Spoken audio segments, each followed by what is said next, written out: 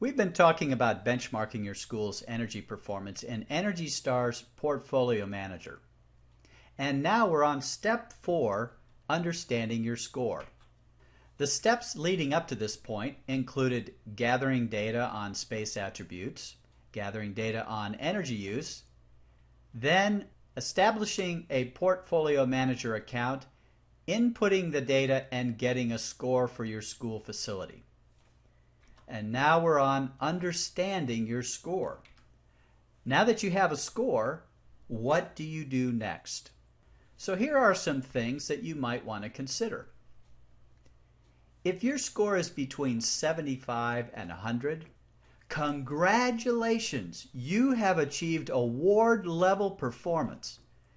You might want to think about going after the Energy Star recognition, otherwise known as the Energy Star for your school facility or Energy Star certification.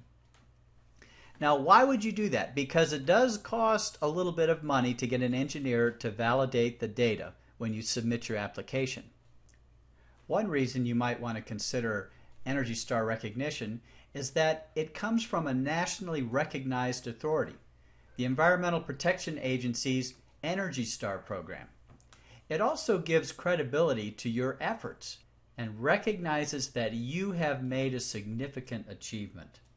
Now, if your score is between 50 and 75, that's great. Your school is performing above average, and it could be that just a few improvements may bridge the gap. You may be close to an Energy Star, or you may be close to a green building certification, which also is keyed to a Energy Star score. Now, if your score is between 25 and 50, then you start looking at it from a different perspective. Now you're looking at potential increasing for finding savings. There is a high likelihood that you're going to find savings, and the opportunities to find savings may have a bigger impact on the actual savings that you find. Now, if your score is between 1 and 25, sure, that's not very good, but you could be a hero. There is no doubt that you're going to find something significant. Auditing will very likely reveal some significant savings opportunities for you. So now let's take a situation where your school received a score of 27. The question is, how much would your school save in annual energy costs by improving to a very conservative score of 50, which is average? And let's say we look at if you could improve it to a 75, which is the Energy Star certification level, how much savings would there be by achieving that level? Now, we know that there would be reductions in depletion of national energy resources and dependence on foreign sources. We know that we would get reductions in greenhouse gas emissions, air pollution, and impact on global warming and climate change. But what we're going to find out specifically, or at least a very good estimate, is what will be the potential utility cost savings if we could make these changes. So now let's go to our Portfolio Manager account and see what this looks like. So here we are at our My Portfolio page. And now we're going to scroll down and find our school facility. In this case, it's Greenway School. And we can see right on this page that it currently shows a rating or a score of 27. So we're going to click on that. And here we are at the Greenway School facility page. Now we're going to scroll down just a little bit because I want to zoom in on the key link that you're going to need for this exercise. Right here where it says Set Energy Performance Target, that's the tool we're going to use to find out what potential cost savings we may have by going to higher levels of performance. So we're going to click on that and we go to this page. Now this page gives you some interesting opportunities or abilities to look at your savings from different perspectives. For example, right here it shows our current rating. Now it says baseline rating because you can change this.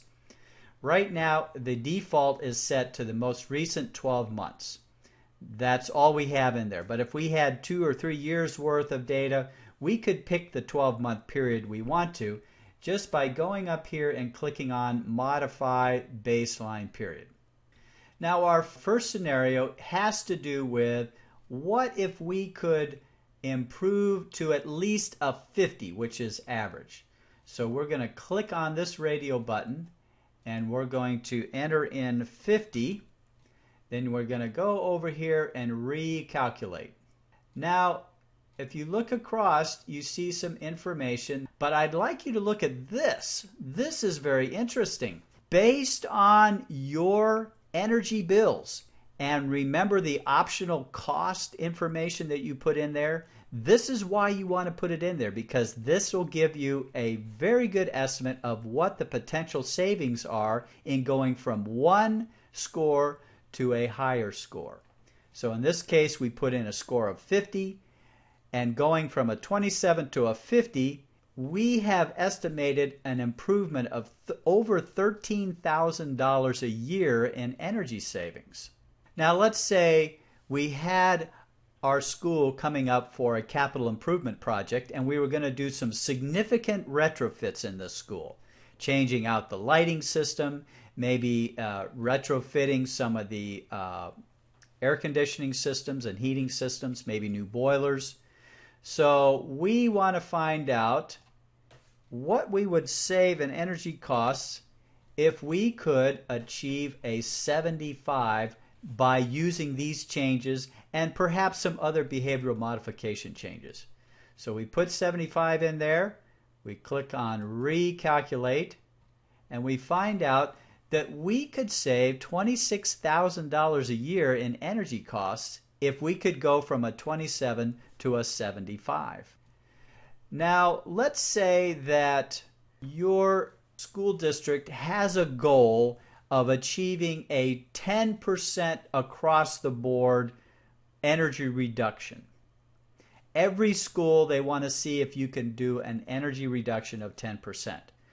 Now, we're going to use this other side of the chart. Over here where it says target reduction, you can click on that button and we're going to put in 10%. So a 10% reduction in energy use, let's recalculate, is going to be a $7,246 a year estimate savings for the school if you can reduce by 10%. Now, one more scenario I wanted to do before we leave. Let's say you were going for a LEED certification. If you're familiar with the LEED rating system, you know that you have to achieve a minimum score of 69. So let's type in 69, and if we could achieve that score, that would result in a savings of $23,000 a year. Now, keep these ideas in mind because now we're going to go back and do a little calculating on what we could do with that money. Here's a summary chart of the cost savings scenarios that we just looked at. In scenario 1, we went from a 27 to a 50, and it looks like it's estimated to save us about $13,000. It's an 18% reduction in our energy costs, and it gives us a score of 50. In scenario 2, we go from a 27 to a 75. Now that is a significant improvement, but that also yields $26,000 estimated in energy savings for a 36% reduction in costs. Scenario 3 is going from a 27 to a 69. A 69, if you're familiar with LEED, EB, O&M, is the prerequisite in order to get a certification. That yielded a $23,000 savings and a 32% reduction in energy use. And Scenario 4 was a reduction in 10%.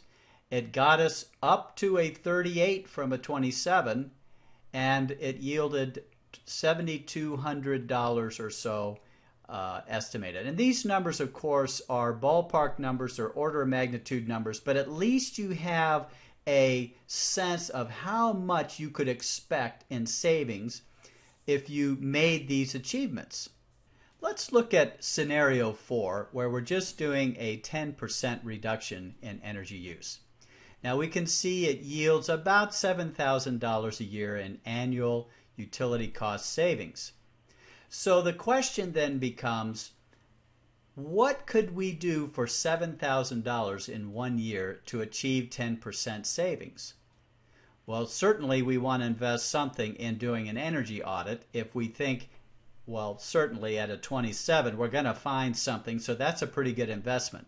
But will we have enough money left over for any fixes that the energy audit might reveal? Well, there's another idea that I want to present to you, because we're not going to get into all of the ideas of what we could do for savings. That's going to be covered in another presentation, but there is one more concept I want you to think about. If you were willing to devote 2 years of savings, you would have $14,000 to work with. And 3 years, you'd have more, and even 5 years. Could you devote 5 years of savings to put in measures that would last for a long time? In that case, you would have $36,000 worth of savings. So these are things that you can consider, and the information that you can get from Portfolio Manager will give you a pretty good guide and basis for financial decision making. And this concludes our presentation on benchmarking your school's energy performance in Energy Star's Portfolio Manager, Step 4, Understanding Your Score.